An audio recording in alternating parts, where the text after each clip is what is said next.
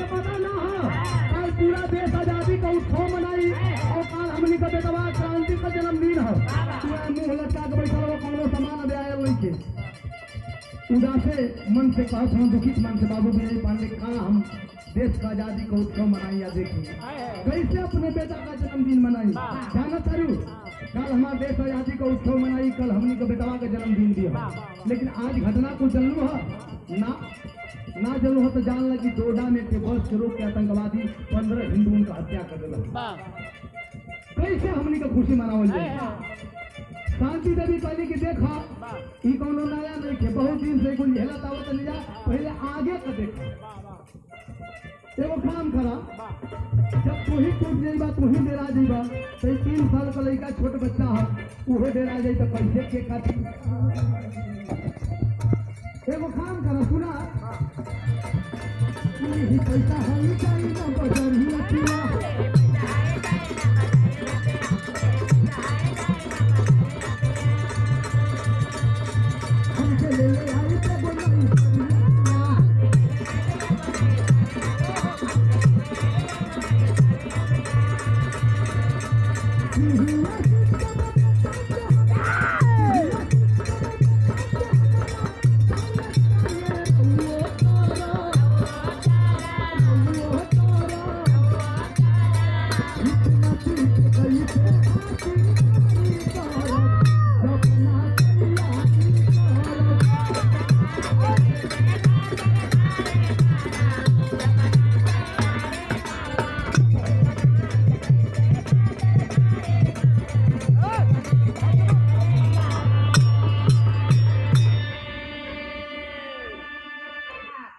एगो काम करा हैला पैसा अबे सजावट का सामान नहीं खाई केको नहीं खाई लड़का फैगन के माने कोई के कपड़ो भिनाल कुल बेटी बहन जुटल है इतना जुटल हो कुछो नहीं खाई कहूँ पिए वाला सामान भोजो भात का सामान नहीं खाई है पैसा ला जा बाजारे एगो सुना है 2000 रुपया अलग से लो ये रुपया से हमके खूब एगो टाका कथई कलर का चमकौआ साड़ी ले ले कहे कि हम बचवा का लड़का कमाई न है 10 मेहरारू चौवा रही हम 10 मेहरारू में तनी सबसे अलग हम ना लोग कैसे पता चले कि क्रांति कमाई है तो चाहिए ना जा अपनों को ले ली भेज दही बेचारू गई बड़ बाजार को के लेके आ गई बिहान हो गई 15 अगस्त आ गई एक तरफ हमारा पूरा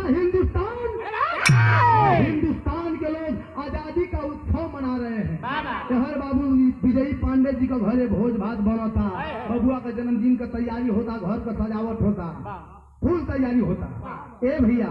धीरे धीरे शाम भई जब किरण डूब गई केक काटे का समय भई वैसे हम बता दिए आजकल तो आदमी किरण डूबो तो 7-8 बजे केक काट देते नियमता केक वही समय कटे के चाहिए जेकर जौने दिने जो तारीख के जो बज के जो मिनट पर जन्म भयल बा लेकिन आजकल केकरा पास टाइम बा किरण डूबल अंधेरा भई केक काटे का तैयारी होता सब लोग खुशी से एकदम झूमता तो कवि जी विदेशिया का भाव लिखता हूँ कैसे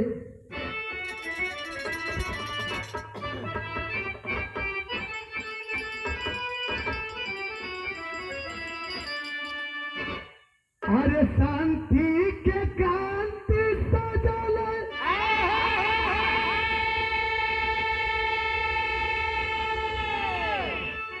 अरे सजल घर आंगनवा हो अरे फूलना समाए पापा हर्षित सब कर मना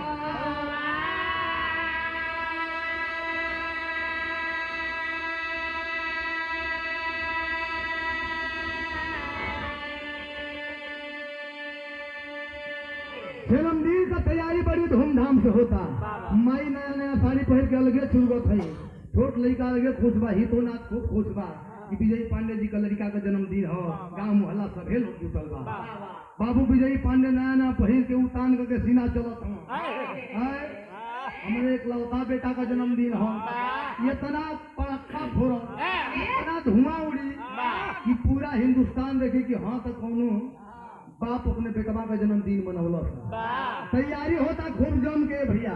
धीरे धीरे वो समय हो गई, किरण डूब गई, केक काटे का तैयारी होता। तब सब लोग जुट गई, बीच में केक रखल बा, सब लोग जुटल बा, समय हो गल बा। तब गोदिया बिठा के माई अरे कही बेटा के की काटा तवले का एक पीछे कतल बात ही खाना।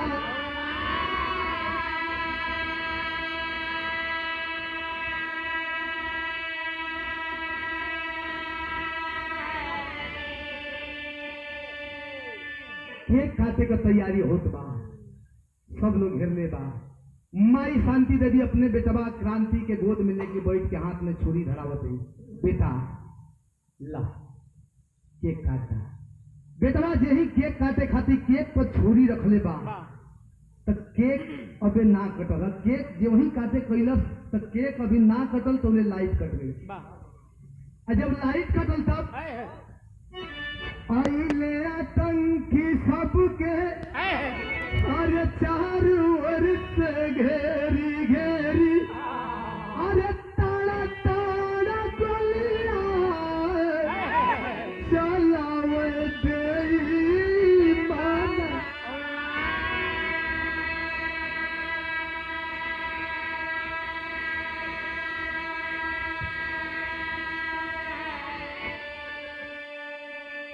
यही बचवा क्रांति केक काटे चलन तो लाइट कटल, अंधेरा हो गई तो चारों ओर से आतंकी आगे सबके घेर ले हलन और तर तर तर तर तर तर तर तर इतना गोली बरसौलन कि चंदे मिनट में वहां लाश का बिछौना पर गिरे थे। मातम में बदल गई अरे खुशी वाला दीनावा हो अरे सोचा के सगरा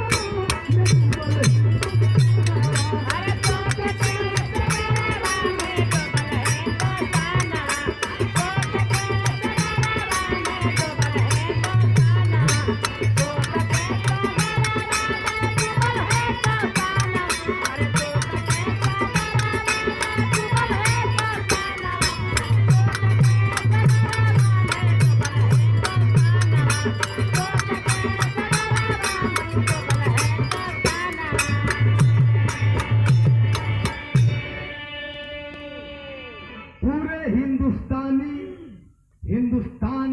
की खुशी गम में तब्दील हो गई, लाशों का बिछौना पड़ गया।